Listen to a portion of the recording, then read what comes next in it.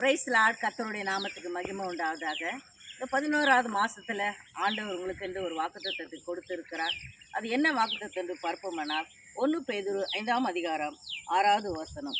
ஆகையால் ஏற்ற காலத்தில் தேவன் உங்களை உயர்த்தும்படியாக அவருடைய பலத்த கரத்துக்குள்ளாய் நீங்கள் அடங்கியிருங்கள் என்று சொல்லி தேவனுடைய வார்த்தை சொல்லுகிறது. அருமையானவர்களே, அவருடைய பலத்த கரம் என்று சொன்னால் ஒரு அதுக்கு மிஞ்சின கரம் எந்த கரமும் கிடையாது. ஒரு பலத்த கரம், ஒரு பாதுகாப்பான கரம். அவருடைய கரத்தில் வல்லமை உண்டு என்பதை நீங்கள் அறிந்திருக்க வேண்டும். அநேக காரியங்களை நீங்கள் தெரிஞ்சிருப்பீங்க. தேவன் செய்த 2000 வருஷத்துக்கு முன்பாக இல்லை, இன்றுமே அநேக அற்புதங்களையும் அதிசயங்களையும் அவர் பலத்த கரத்துக்குள்ளா இருக்கும்போது நம்மளை நடத்திக்கிட்டு தான் வராரு. ஹல்லேலூயா. அது மாத்திரம் இல்லை, தேவனால் அனுப்பப்பட்ட ஊழியர்களுக்கு நம்ம கீழ்ப்படிந்து அடங்கி இருக்க தான் வேண்டும். ஹல்லேலூயா. ஏனென்று சொன்னால் கர்த்தரால் அனுப்பப்பட்ட ஊழியர்களுக்கு நம்ம அடங்கி இருக்கும் போது நம்ம தரிசனங்களை ஆண்டவரை நம்மளுக்கு நிறைவேற்றுவார். ஹல்லேலூயா, ஹல்லேலூயா.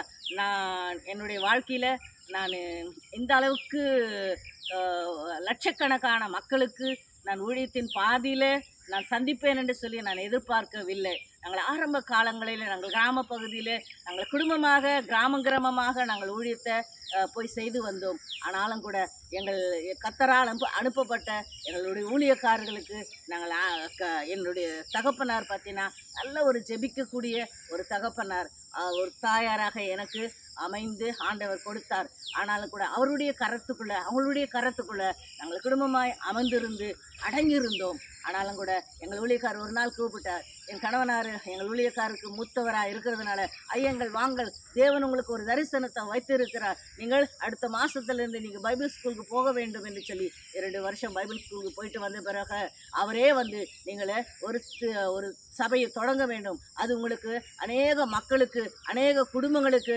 நீங்கள் ஒரு பெரிய ஜாதியாய் உங்களை வைப்பார் என்று சொல்லி அவரே எங்களை அனுப்பி வைத்து ஒரு ஊழியத்தை தொடங்கும்படி தேவன் உதவி செய்தார். ஆமென், ஹல்லேலூயா. முதலாவது தேவனுடைய பலத்த கரத்துக்குள்ளா நம்மளை அடங்கி இருக்க வேண்டும். இரண்டாவது பார்த்தீங்கன்னா கர்த்தரால் அனுப்பப்பட்ட ஊழியக்காரர்களுக்கு நம்ம கீழ்ப்படிய வேண்டும். ஹல்லேலூயா. கர்த்தர் தாமே இந்த 11வது மாதத்தின் வாக்குத்தத்தத்தை நீங்கள் பார்க்குற இந்த யூடியூப் மூலியமாக பார்க்குற அநேக மக்களுக்கு இது நிச்சயமாகவே இந்த வசனம் ஆசீர்வாதமாக இருக்கும். அது மாத்திரமில்லை, இந்த யூடியூப் மூலியமாக ஃபேஸ்புக் மூலியமாக லட்சக்கணக்கான மக்கள் என்னோடு இணைந்து இருக்கிறீங்க. அதுக்கு ஆண்டவருக்கு நான் கொடான கோடி நன்றி செலுத்துகிறேன். உங்களுக்கும் நான் எங்களுடைய குடும்பத்தின் சார்பாக, எங்களுடைய சபையின் சார்பாக, என்னுடைய சார்பாக நான் மிகவும் நன்றி சொல்ல நான் கடமைப்பட்டு இருக்கிறேன். ஆமேன், ஹல்லேலூயா. கண்கள் மூடி நம்ம ஜெபிக்கலாமா? பரிசுத்தமுள்ள நல்ல தகப்பனே, நன்றியோடு ஸ்தோத்திரிக்கிறோம் சுவாமி. ஏசப்பா, இந்த 11வது மாதம் வாக்குத்தத்தம் ஆண்டவரே அப்பா, ஏசப்பா மக்கள் நன்றி செலுத்துகிறேன். ஆகையால் அப்பா, நீர் ஆண்டவரை பிள்ளைகளை ஆசீர்வதிப்பேன் என்று சொன்ன தேவனே, பிள்ளைகளை ஆசீர்வதிக்க வல்லமை உள்ளவர் அப்பா.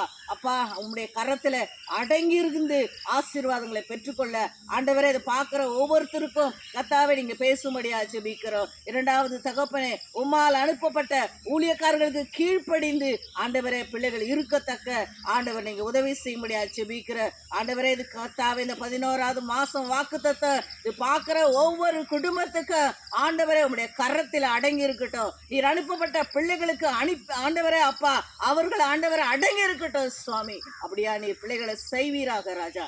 பார்க்குற ஒவ்வொரு குடும்பத்துக்கும் ஆசீர்வாதத்தை வழி நடத்தும். எல்லா துதியும் கனமும் மகிமையும் உமக்கு ஒருவருக்கே செலுத்துகிறேன். இரட்சகராக இயேசுவின் நாமத்தில் வேண்டுகிறோம் எங்கள் ஜீவனுள்ள நல்ல தகப்பனே.